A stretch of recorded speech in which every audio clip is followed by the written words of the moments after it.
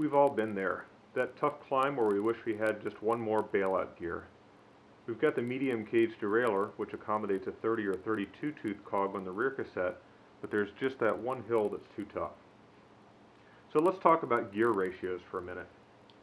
Most bikes come with one of three types of chain rings: a standard, which is a 5339, a mid-compact, which is a 5236, and a compact, which is a 5034. For cassettes, many bikes have an 11 to 28, and some may have a 30 or 32 as the largest cog. Sometimes you'll see a triple, which might be a 53 4230, but on modern bikes, that's rather rare. But how does that math work?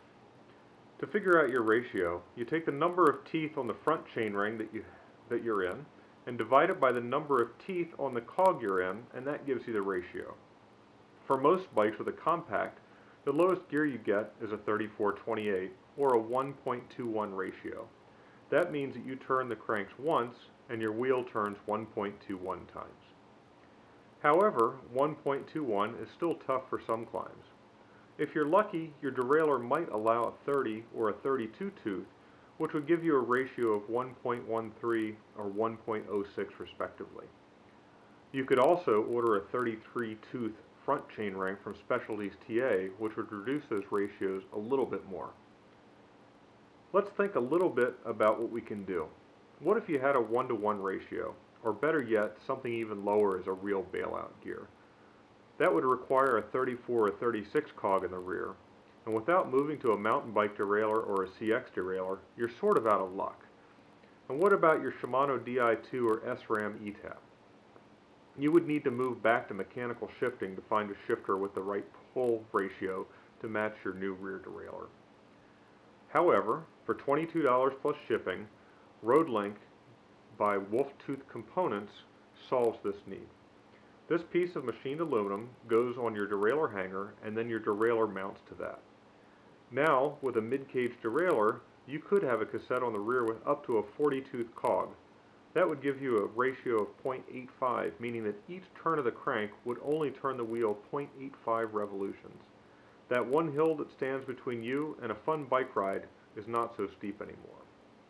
So let's see how it installs. So the first thing we need to do is to remove the rear derailleur.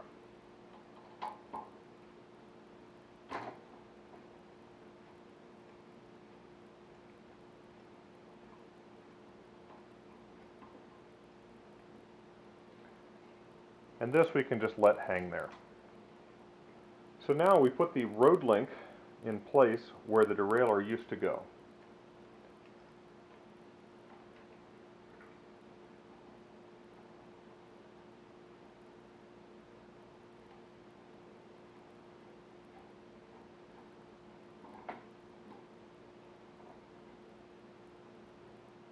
And now we put the derailleur into the RoadLink.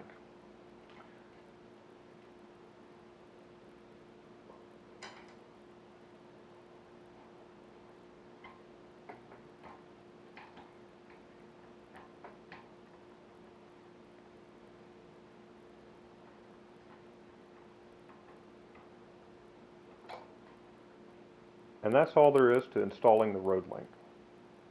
So I happen to have a wheel that has a 36-tooth cog in it. So let's swap wheels and let's take a look at this.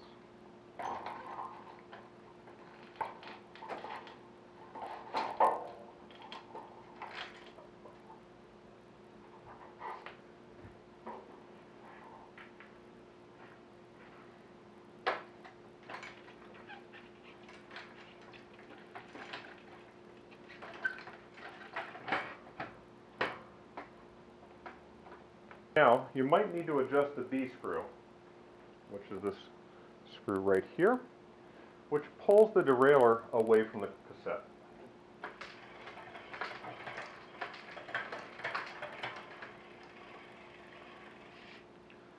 As you can see, we actually have enough separation here. So most triples have a 30 cog as their lowest gear in the front and an 11 to 28 cassette in the rear. And now you've got a lower gear than most triples. If you actually went with an 11 to 40, you'd actually have a much lower gear. Knowing a little about the ratios allows you to climb that one hill that you dread, or maybe you just want to make it a little bit easier to climb steep hills all the time. Thank you for watching.